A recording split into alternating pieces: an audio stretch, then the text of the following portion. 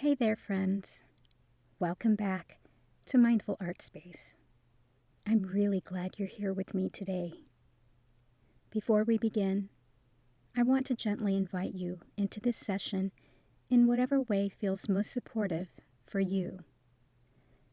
You're welcome to create along with me using any materials you have nearby.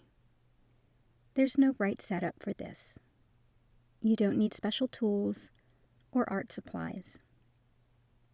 Today, I'm using washi tape, acrylic brush paint markers, and gel pens. I'll be placing tape across the page first, then slowly filling spaces with color and marks as I go. But you can use pencils, crayons, paint, markers, or even just a pen and paper. And if today feels like a day where watching is all you have the energy for, that's completely okay too. You're still participating just by being here. Please remember that this video has been edited and sped up a little bit. Please take your time, pause when you need to, go slower than me if that feels better. The art isn't the goal, the process is. What matters is what you feel while your hands are moving or while you're simply listening. Today's session is about grief and emotional processing. Not fixing grief, not resolving it, not turning it into something meaningful or positive, just holding space for what was lost.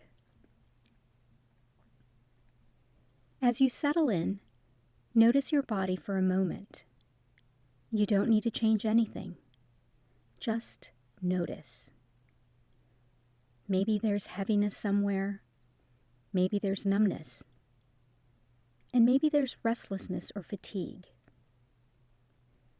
Grief shows up in many forms, and none of them are wrong. If it feels okay, take a slow breath in through your nose and let it fall out of your mouth without forcing it. We're not trying to calm ourselves down. We're just letting the nervous system know it doesn't have to brace right now.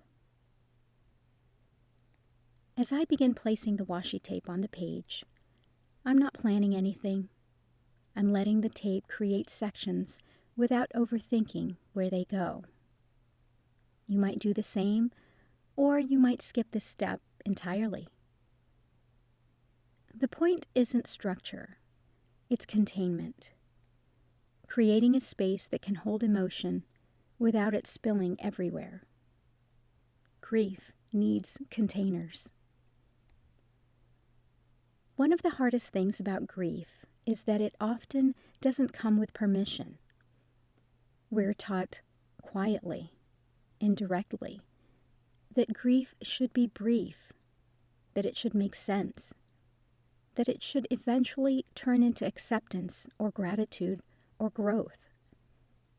And when it doesn't, we start to question ourselves. Why am I still affected by this? Why does this still hurt? Why can't I just move on? If you've ever asked yourself those questions, I want you to hear this clearly. Nothing is wrong with you. Grief doesn't follow a timeline. It doesn't respond to pressure. And it doesn't disappear just because enough time has passed. Some grief stays close. Some grief goes quiet, but never leaves. Some grief doesn't even have a clear name. There's grief for people we lost, grief for relationships that changed, grief for versions of ourselves that no longer exist, or grief for safety, for trust, for certainty, for futures we imagined. And then there's the grief that doesn't come with a ceremony, the grief no one sees, the grief we carry while still functioning, still showing up, still doing what needs to be done. That kind of grief often gets buried, not because we're avoiding it, but because we don't know where to put it. That's what this space is for.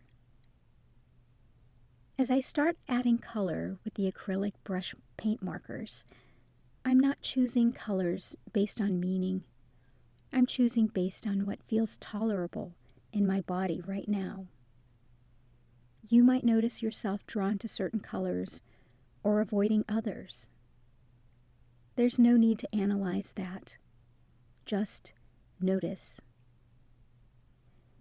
Grief lives in the body more than it lives in words. That's why art therapy can be such a gentle form of emotional healing. You don't have to explain anything. You don't have to make sense of it. You just give the feeling somewhere to exist.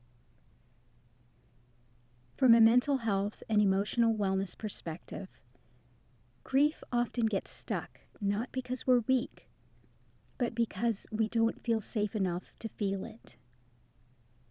We live in a world that rewards productivity and composure. So grief learns to hide. It settles into the nervous system. It shows up as exhaustion, anxiety, irritability, brain fog, or a constant sense that something is off. That doesn't mean you're broken. It means your system has been doing its best to protect you. As you continue creating or watching, see if you can let go of the urge to fix the page. If a mark feels heavy, let it be heavy. If a section feels empty, let it stay empty. Grief doesn't need to be expressed beautifully to be valid. There's a quiet spiritual truth about grief that often gets overlooked. Grief exists because something mattered. It's a form of love. It's a sign that you cared, that you bonded, that you allowed yourself to be attached. In spiritual healing, we don't rush grief away. We walk alongside it. We don't ask it to teach us something right now. We don't ask it to transform. We simply make space for it to breathe. Even in manifestation and the law of attraction, alignment doesn't come from pretending we're okay. It comes from honesty. When grief is acknowledged, instead of suppressed, energy begins to move again, slowly, gently, naturally. Today isn't about attracting anything new. It's about creating enough internal safety that when life eventually brings something new, there's room to receive it. So keep going. Keep placing color, or keep listening. Let your hands move without judgment. Let your breath stay natural. Let this moment be exactly what it is. Nothing needs to be solved here. And as you keep moving your hands, or simply stay with the sound of my voice, I want to gently invite you to notice something that often gets missed with grief. Grief doesn't only come from losing something once. It often comes from carrying something for too long. Carrying unanswered questions, carrying emotional responsibility that was never yours, or carrying versions of yourself that learned how to survive instead of how to rest. A lot of people don't realize they're grieving an identity until they start slowing down. The identity of being the strong one, the capable one, the one who didn't fall apart, the one who kept going when things were hard. If that resonates, there's nothing wrong with you. It just means you've adapted. As I add more color to the page, I notice how my hand naturally wants to repeat certain motions, going over the same area again, filling in spaces slowly. This repetition is soothing for the nervous system. It sends a quiet signal of safety. You don't have to change what you're doing. Just let the rhythm find you. One of the reasons grief can feel so disorienting is because it changes how we relate to safety. What once felt stable might not anymore. What once felt familiar may now feel distant. And that can create a subtle anxiety that's hard to explain. You might notice yourself thinking, I should be past this, or I don't understand why this still affects me, or even other people had it worse than I did. Those thoughts don't come from truth. They come from comparison and self-protection. From a psychology standpoint, grief that isn't fully acknowledged often becomes functional grief. You function, you cope, you manage. But emotionally, something stays paused. That's why people sometimes feel disconnected from joy, or hesitant to receive good things, or uneasy when life feels calm. Calm can feel unfamiliar after loss. If you notice resistance coming up while you're creating, wanting to stop, wanting to rush, wanting to abandon the page, that's not failure. That's information. That's your system brushing up against something tender. You don't need to push through it. You also don't need to stop. You can soften. You can slow down. You can switch colors or tools. Or you can just watch for a moment and breathe. This is emotional processing in real time. As I pick up a gel pen and begin adding small details, I'm not trying to improve the page. I'm simply responding to what's already there. That's an important distinction. We're not correcting grief. We're responding to it. There's a spiritual gentleness in that approach. It honors what exists without demanding change. It says, you don't have to be different to be worthy of care. Grief often carries a hidden layer of self-blame. Thoughts like, if I had done something differently, or if I had known better, or if I were stronger. If those thoughts arise, see if you can meet them with curiosity instead of judgment. Those thoughts were attempts to regain control in moments where control was lost. They were survival strategies, not truths. In the language of manifestation and alignment, we don't move forward by overriding pain. We move forward by integrating it. Integration happens when emotions are allowed to exist without being resisted or dramatized. Right now, you're practicing integration. You're showing your nervous system that grief can be present without overwhelming you, that it can be held, that it can be witnessed. And that changes everything. As you continue, notice if your body feels a little more settled, or a little more tired, or maybe nothing at all. Any response is okay. Healing doesn't always feel like relief. Sometimes it feels like neutrality. Sometimes it feels like quiet Quiet is not emptiness. Quiet is space. Space is what grief needs most. So stay with the process. Stay with your breath. Let your hands do what they need to do without asking why. You're not behind. You're not broken. And you're certainly not doing this wrong.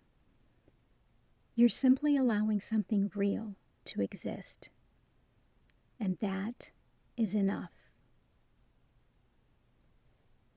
I want to talk about something that often surprises people once they finally slow down enough to feel grief instead of managing it. Grief doesn't only hurt because of what was lost. It hurts because of what it changed inside us. Loss reshapes how we see ourselves, how we trust, how we attach, how safe we feel letting life matter again. Many people notice that after loss, especially unresolved loss, they become more guarded without meaning to. They don't consciously decide to close their heart. It just happens quietly as a form of protection. If you notice yourself holding back from joy or feeling uneasy when things are going well, that's not pessimism. That's grief remembering what it felt like to lose. As I keep working on the page, I'm paying attention to when my hand hesitates. Those pauses matter. They mirror how grief often shows up in life, not as constant pain, but as brief moments of uncertainty. A split second of doubt, a tightening in the chest before allowing something good. You don't need to push past those moments. You can acknowledge them and keep going gently. One of the most overlooked parts of emotional processing is permission. Many people never gave themselves permission to grieve because they felt they had to be strong, or because other people depended on them, or because life kept moving whether they were ready or not. Strength and grief are not opposites. Strength often comes from grief, not instead of it. From a mental wellness perspective, grief that is witnessed becomes grief that softens. Not disappears, softens. The edges become less sharp. The nervous system stops bracing as hard. That's why practices like mindful art and expressive art are so effective for emotional healing. They engage the body in a way that words can't. They allow feeling without interrogation. As you keep creating, notice if certain sections of the page feel heavier than others. You don't need to balance them. You don't need to make things even. Life isn't even when we're grieving. If you're watching rather than creating, notice what emotions arise as you listen. Sometimes witnessing is enough to unlock something inside us. Grief also carries a quiet fear. If I let myself feel this fully, will it overwhelm me? That fear makes sense. Many people learned early on that emotions were dangerous or inconvenient or too much for others. So the body learned to contain them tightly. But here's something important to know. Grief expands when it's resisted. It settles when it's allowed. Allowing doesn't mean indulging. It doesn't mean drowning in emotion. It means acknowledging what's already there. Spiritually, this is an act of compassion. Not the performative kind. The kind that says, I don't need to judge this moment. In manifestation language, compassion is alignment. It brings your inner world into coherence instead of conflict. As I add more details, I'm not trying to finish anything. I'm letting the page decide when it's enough. You can do the same, or you can stop and start again later. There's no deadline here. Grief doesn't need completion. It needs space over time. If you notice emotions surfacing, sadness, anger, relief, longing, see if you can let them pass through without attaching stories. Sensations first, meaning later. This is how emotional safety is rebuilt, moment by moment, experience by experience. You are teaching your system that it's okay to feel and stay present at the same time. That's not small work. That's deep healing. So stay with me. Stay with the page. Stay with your breath. You're not asking grief to leave. You're showing it that it doesn't have to shout to be heard. And that, quietly, begins to change the way everything else unfolds. I want to gently bring attention to something that often goes unspoken when we talk about grief. How lonely it can feel, even when we're surrounded by people.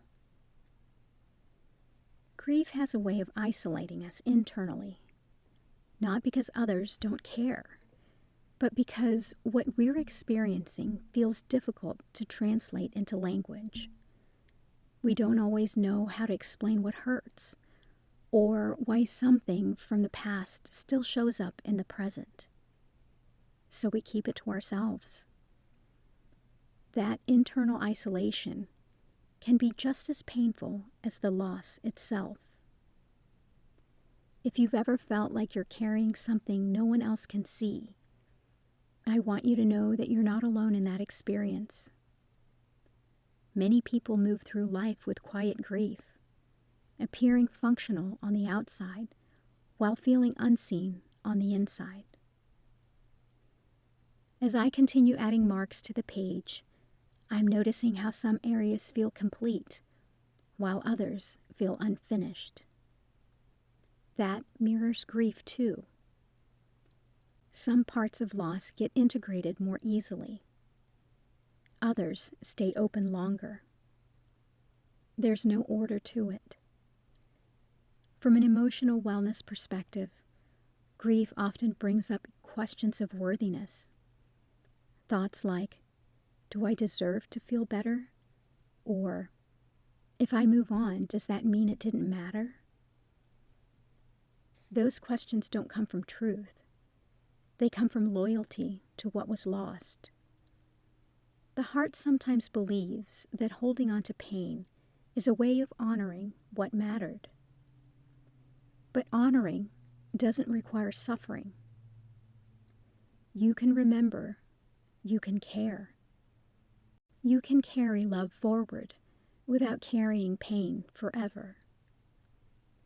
Spiritually, grief asks us to learn a new kind of connection, one that isn't based on proximity or permanence, but on meaning. That kind of connection doesn't disappear when circumstances change. It transforms. And transformation doesn't happen all at once. It happens through small, gentle practices like this one. Moments where you let yourself feel without collapsing or hardening. As you keep creating, notice if your breathing has changed at all. Has it slowed, deepened, or maybe it's the same? Any change or lack of change is information, not a problem. In manifestation work, we often talk about receiving. Grief can make receiving feel unsafe. When you've lost something meaningful, opening up again can feel risky. The nervous system remembers loss and tries to prevent it from happening again. That's why so many people struggle to fully receive joy, love, or ease after grief. Not because they don't want those things, but because safety hasn't been reestablished yet. This practice is part of reestablishing safety. You're showing your system that it can feel deeply without being overwhelmed, that it can stay present, that it can soften. As I add final details with the gel pen, I'm not correcting anything. I'm responding. That's the energy we want to bring into life too. Responding instead of bracing. If you feel tired right now, that's okay. Emotional processing uses energy. Rest is not avoidance. It's integration. If you feel lighter, that's okay too. Lightness doesn't mean forgetting. It means the system had a moment of relief. Stay with whatever is true for you right now. You don't need to rush toward closure. You don't need to label this experience. And you don't need to decide what it means. Just let it be a part of your healing journey. You are doing enough by being here. I want to speak to the part of grief that doesn't always look like sadness.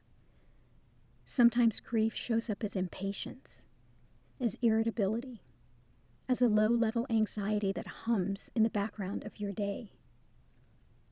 Sometimes it looks like disconnection from people, from routines, even from things you used to enjoy. That doesn't mean you're doing grief wrong. It means grief has many languages. As I move my hand across the page again, I notice how my body seems to know when it's had enough of one color or one motion. It naturally shifts. That's something we often override in daily life. That internal signal that says, pause, change, rest. Grief asks us to listen more closely to those signals. From a psychological perspective, grief often reactivates earlier emotional patterns, old fears, old coping strategies, old ways of protecting ourselves. You might notice yourself withdrawing, people-pleasing, controlling, or overthinking more than usual. Those aren't character flaws. They're protective reflexes. When you notice them, see if you can meet them with kindness instead of correction. They formed for a reason. As you continue creating or watching, notice if any emotions feel layered. Relief mixed with sadness, gratitude mixed with longing, calm mixed with ache. Grief is rarely just one feeling. It's complex, and complexity doesn't need to be simplified. Spiritually, this complexity is part of being human. There is no spiritual bypass here, no requirement to be grateful for the pain, no lesson you need to extract right now. Sometimes the most meaningful act is simply staying present. In manifestation language, presence is power, not the loud, forceful kind, the quiet kind, the kind that comes from being honest with yourself. When your inner world is allowed to be real, alignment happens naturally. As I look at the page now, I see areas that surprised me, marks I didn't plan, spaces that feel unfinished. And instead of fixing them, I'm letting them stay. That's an important practice. Letting things be incomplete. Grief often leaves things incomplete. Conversations, dreams, timelines. Closure isn't always available. And still, life continues. This practice isn't about closing anything. It's about learning how to live alongside what remains open. If at any point you feel emotion rising, see if you can let it move through your body instead of up into your head. Sensation before story, breath before meaning. This is how emotional processing becomes gentler. You're not asking yourself to relive the past. You're allowing the present moment to hold what the past left behind. And that takes courage, even when it looks quiet from the outside. Stay with yourself here. Stay with the rhythm you've found. Stay with what feels true. Nothing needs to resolve for this to be worthwhile. Just being with what is, together, is already doing the work. I want to slow the pace just a little. Not to stall, not to linger unnecessarily, but to honor something important about grief that often gets overlooked. Grief doesn't always want attention. Sometimes it wants permission. Permission to exist without being analyzed. Permission to show up on days that seem ordinary. Permission to ebb and flow without explanation. Many people believe they've already dealt with their grief because they've cried once, they've talked about it once, or understood it intellectually. But grief doesn't live in understanding. It lives in the nervous system, in memory, in the body's sense of safety. That's why it returns quietly. As I continue moving across the page, there's a gentleness that naturally starts to emerge. Not because I decided to be gentle, but because my body is settling. That's something worth noticing. Regulation isn't forced. It happens when something inside feels safe enough to soften. If you're creating along with me, you might notice your grip loosening, or you might notice tension you didn't realize you were holding. Either is okay. Awareness is the first layer of healing. If you're watching, notice how your body responds to the rhythm of movement, to the steadiness of my voice. Sometimes just witnessing calm is enough to remind the system that calm exists. Grief often comes with an unspoken fear. If I stop hurting, will I lose the connection to what mattered? That fear is deeply human. But connection doesn't disappear when pain softens. Love doesn't vanish when grief eases. What changes is how much space the pain takes up. From an emotional wellness standpoint, healing grief isn't about forgetting. It's about integrating. Integration means the memory no longer hijacks the present moment. It means you can remember without being pulled under. That process doesn't happen all at once. It happens through moments like this, quiet, repetitive, non-dramatic moments where your system learns something new. Spiritually, this is where compassion becomes embodied. Not something you think about, but something you practice by staying. In manifestation and alignment work, there's often talk of raising your vibration. But real alignment comes from coherence, when your inner world isn't at war with itself, when sadness isn't pushed away, when calm isn't forced, and when everything is allowed to take up its rightful amount of space. As I near what feels like a natural pause in my own movement, I'm noticing a sense of completion. Not perfection, not finality, just enough for now. You might feel that too, or you might not. Either way is fine. Grief doesn't operate on schedules.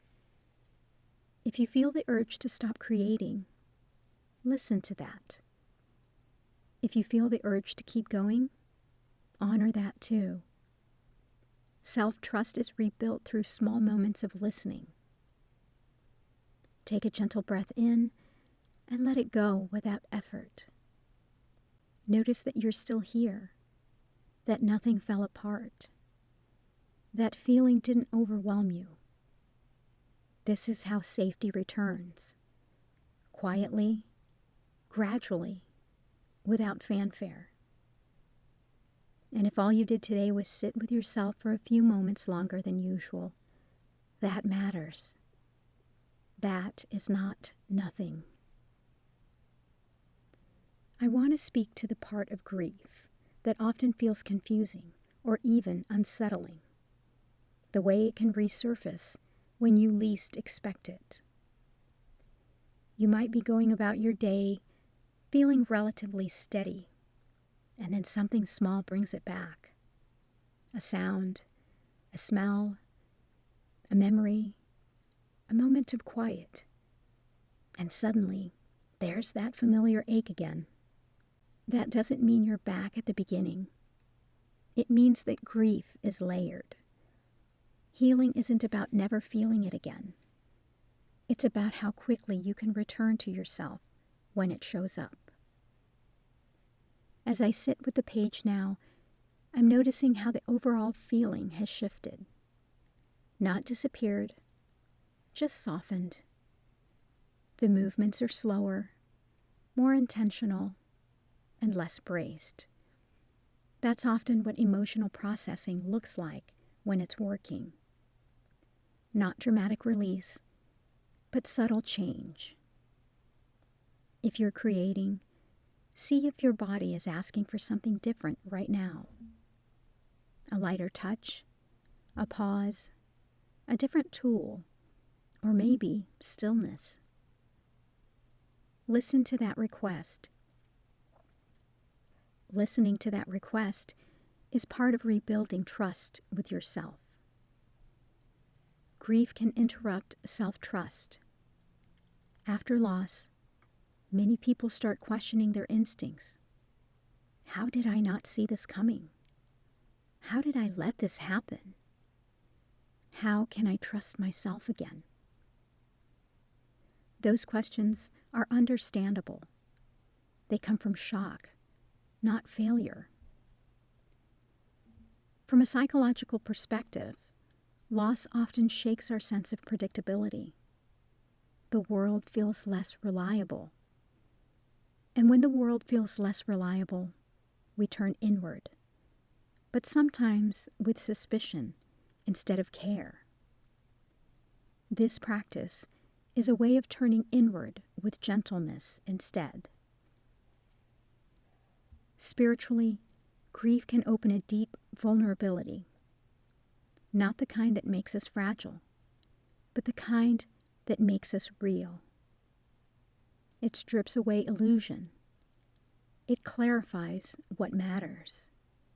And it asks us to live more honestly with ourselves. That honesty doesn't have to be harsh. As you continue, notice if there's any pressure to get something from this experience. Insight, closure, relief. If so, see if you can release that expectation. Healing doesn't perform on command. Sometimes the most meaningful shift is simply that you allowed yourself to stay present a little longer than before. In the language of manifestation, this is alignment through acceptance. When you stop fighting your inner experience, energy stops leaking.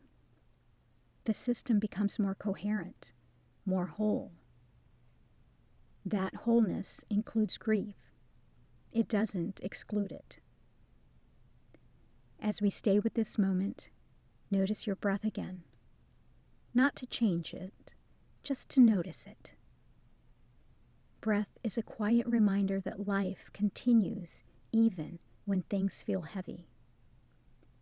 You don't need to rush toward the future. You don't need to resolve the past. You don't need to define what this means. You are allowed to be exactly where you are. And that permission, given again and again, is what slowly transforms grief from something you carry alone into something that can be held, witnessed, and integrated over time. Stay here a little longer if you can. Let the page or the moment or the sound of my voice do some of the holding for you. You don't have to do this by yourself. I'd like to gently bring awareness to how grief often changes our relationship with time. After loss, time can feel distorted. Some days drag on endlessly. Other moments pass in a blur. You might feel like you're moving forward in life, but something inside you feels paused, like it's still standing in an earlier moment. That doesn't mean you're stuck. It means part of you is still integrating what happened. As I sit with the page now, I notice how I'm no longer thinking about what comes next. My hand is simply responding to what's already there. That's a small but meaningful shift. When grief is active, the mind often jumps ahead, trying to anticipate control or prevent future pain. Presence brings us back into now. If you're creating, see if you can let go of planning the next mark. Let your hand decide.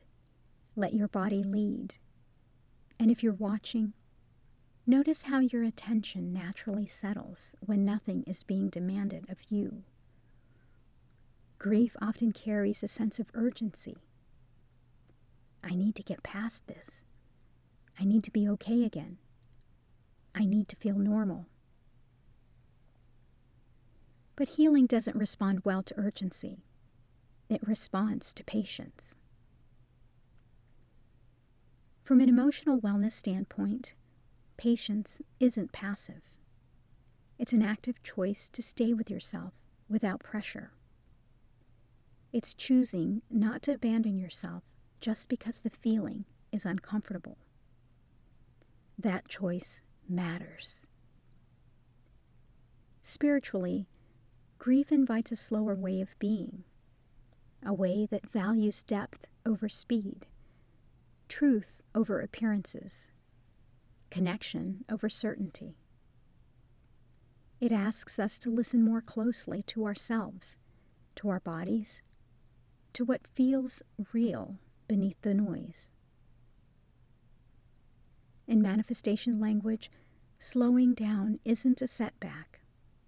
It's recalibration. When life changes us, alignment has to be reestablished. That takes time. And time is not the enemy here. As I look at the page again, I see marks that remind me of earlier layers. Colors beneath colors, lines partially covered, shapes intersecting. Nothing was erased, Everything is still part of the whole. That's how grief integrates. Not by removing what was, but by layering life around it.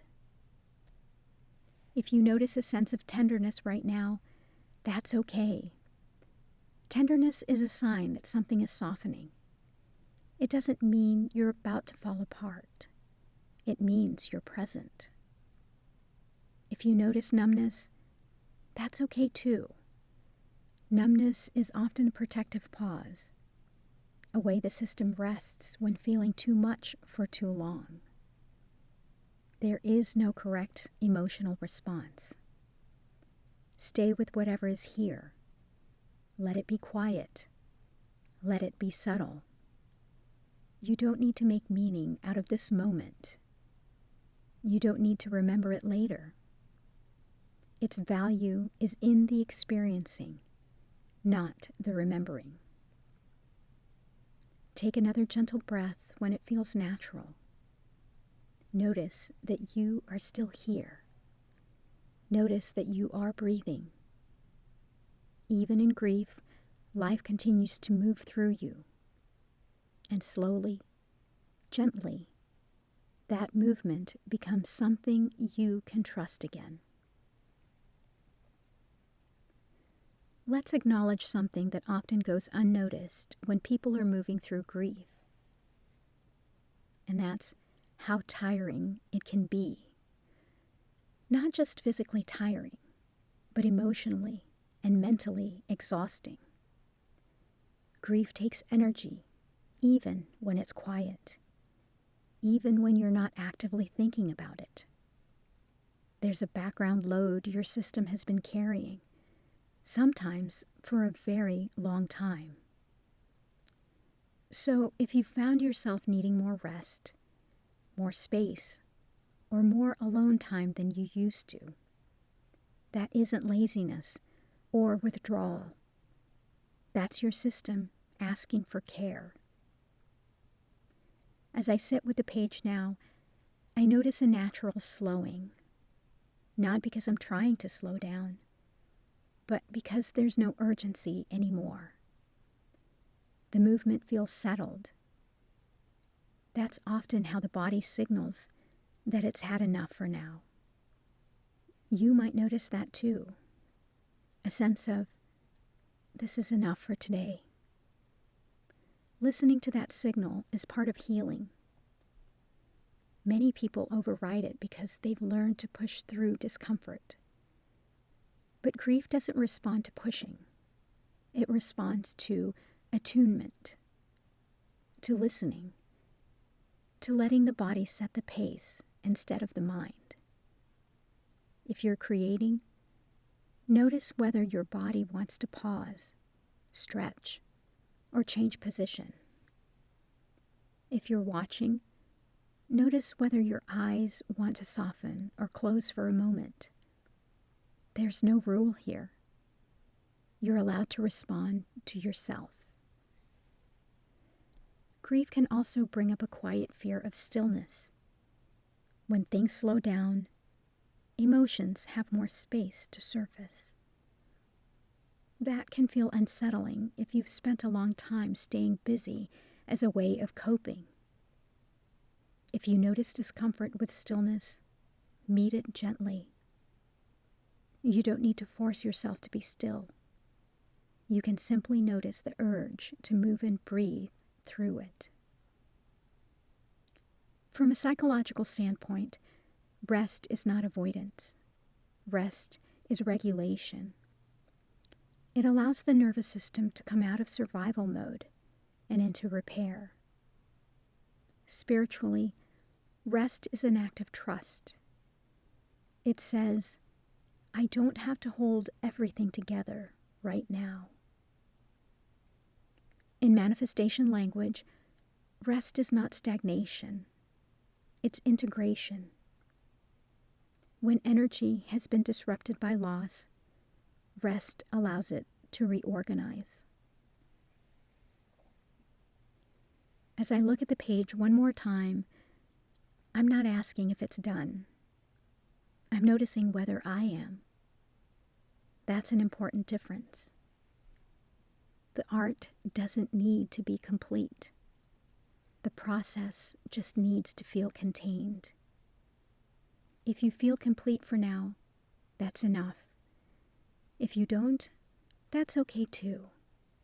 You can come back to this later. Healing isn't a single session. It's a relationship you build with yourself over time. Take a slow breath whenever it feels natural. Let your shoulders drop if they want to. Let your jaw soften. You've been holding a lot. Even acknowledging that is a form of compassion. And compassion, real compassion, is what allows grief to coexist with life instead of taking it over. Stay here just a little longer, not to do anything, but just to be. You are allowed to rest inside this moment. I want to gently acknowledge something that can feel unsettling about grief once the intensity starts to soften. Sometimes when the pain eases, even slightly, there's a wave of guilt that follows. A thought like, if I feel okay right now, does that mean it didn't matter? Or, if I stop hurting, am I leaving something behind? That response is very human. It comes from loyalty, from love, from the part of you that doesn't want to forget, doesn't want to minimize what was meaningful. But easing pain doesn't erase significance. Softening doesn't mean forgetting. Relief doesn't cancel love. As I sit with the page now, I'm noticing how the marks coexist. Nothing replaced anything else. The earlier layers are still there, just held differently. That's how grief integrates. It doesn't disappear. It becomes part of the whole instead of the center of it. If you're creating, notice whether any part of you is checking the page, judging it, asking if it's enough. If that voice shows up, see if you can acknowledge it and return to the sensation in your hands. Judgment is often just anxiety, trying to keep control. If you're watching, notice whether any thoughts are pulling you away from the moment. You don't need to stop them. Just notice them and let them pass like background noise. Grief often teaches us how much control we thought we had, and losing that illusion can be frightening. But it can also be freeing. When we stop expecting ourselves to manage everything perfectly, there's room for compassion to enter. From an emotional wellness perspective, compassion is not weakness. It's a stabilizing force. It helps the nervous system feel supported instead of scrutinized. Spiritually, compassion is presence without conditions. It doesn't ask you to be better or different. It meets you exactly where you are. In manifestation language, compassion is alignment with reality, and alignment with reality is what allows energy to flow again. As this moment continues, notice how your body feels compared to when you first started. Not better or worse, just different. Even subtle shifts matter. Healing is often quiet. You don't need to hold on to this feeling. You don't need to recreate it later. You don't need to remember it clearly. What matters is that your system experienced safety, even briefly.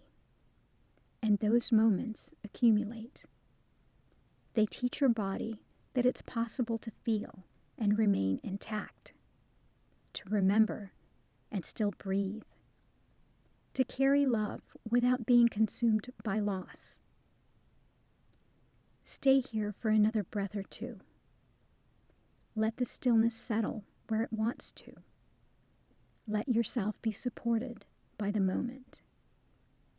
Nothing is being asked of you right now, and that, in itself, is a kind of healing.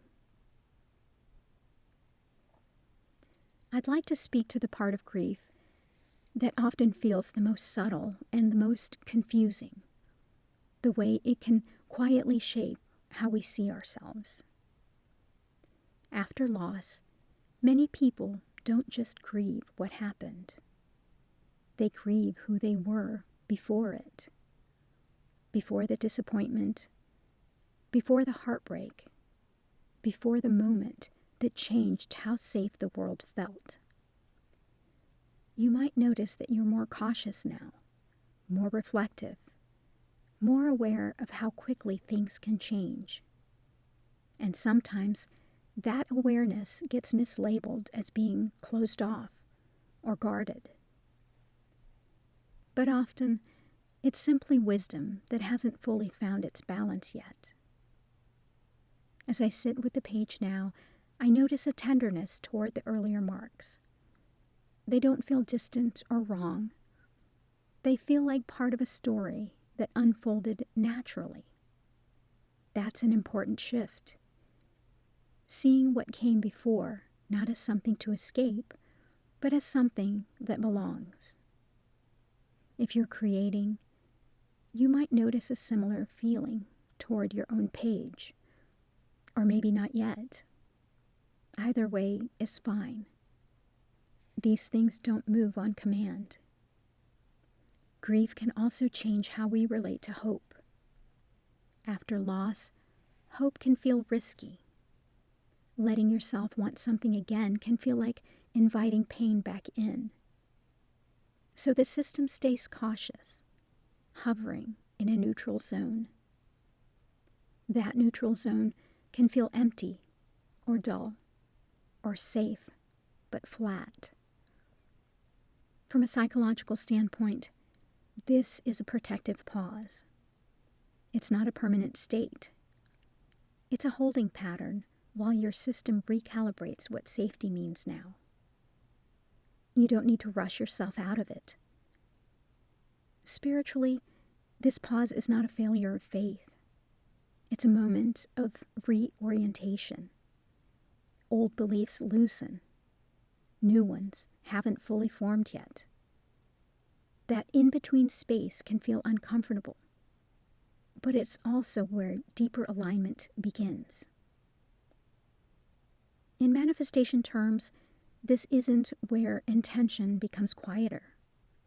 Less about wanting, more about listening. Less about forcing outcomes, more about noticing what feels true. As I'm looking at my page again, I'm not trying to add anything meaningful. I'm simply allowing what's already there to settle. Sometimes healing looks like adding. Sometimes it looks like stopping. If you feel yourself wanting to end this session, honor that. If you feel drawn to stay a bit longer, honor that too. Self-trust is rebuilt through these small choices. Notice your breath again, without directing it. Notice the weight of your body where you're seated. Notice that you're still here. Grief didn't swallow you. Feeling didn't overwhelm you. You stayed present. That matters more than any insight or realization. And as this moment gently comes to rest, remember this. You are not required to carry everything alone. Even quiet moments of shared presence, like this one, can help redistribute the weight. Stay with yourself a little longer. Let the calm, however subtle, do its quiet work. You don't need to move on yet. You're allowed to just be right here. let's talk about something very gentle but very important. The way grief can quietly reshape your relationship with trust. After loss, trust doesn't disappear all at once. It narrows. You might still trust yourself in practical ways. You might still trust routines, responsibilities, and habits. But emotional trust, trusting that something good can last, trusting that connection won't suddenly disappear, trusting that it's safe to relax, often takes a hit. That doesn't mean you become cynical. It means your system learned something about impermanence. As I sit with the page now, I notice how my hand no longer presses as firmly. There's less urgency in the movement. That softness didn't come from trying. It came from staying long enough for my body to recognize that nothing bad was happening right now. Safety is learned through experience, not reassurance. If you're creating, notice whether your body feels a little less braced than it did earlier. Or maybe it feels the same. Either way, there's no evaluation needed. This isn't a test. If you're watching, notice whether your mind has wandered and come back. That coming back matters. It's a sign of regulation. Grief can make people hyper-aware of change. When things start to feel good, there's often a subtle scanning for what might go wrong. That scanning is protective. It formed when something important was lost unexpectedly. From a psychological perspective, that vigilance is the nervous system's attempt to prevent future shock. It's not overreacting. It's remembering. What helps that vigilance soften isn't forcing optimism. It's repeated experiences of calm that don't end in loss. That's part of what this practice offers. Spiritually, this is where patience becomes sacred. Not patience with life, but patience with yourself. Trust doesn't rebuild through promises. It rebuilds through consistency, through showing up for yourself again and again in small, non-dramatic ways. In manifestation language, trust is what allows receiving, not belief, not visualization. Trust. And trust grows when the body feels safe enough to stop guarding. As I look at the page now, there's nothing more I want to add. Not because it's finished, but because it feels held, contained, enough for this moment. If you're feeling a similar sense of enough, allow that. If not, that's okay too. There's no correct ending point. Take a slow breath when it feels natural. Notice the quiet. Notice that nothing is asking anything of you right now. You don't need to figure out what comes next. You don't need to promise yourself anything. You don't need to make meaning. You showed up. You stayed. You allowed something real to exist without pushing it away. That is how trust begins to return. Not loudly, not all at once, but gently through moments like this. And if no one has told you today, I love you, and I'm so grateful you're here. Let's keep creating art that heals. Bye for now.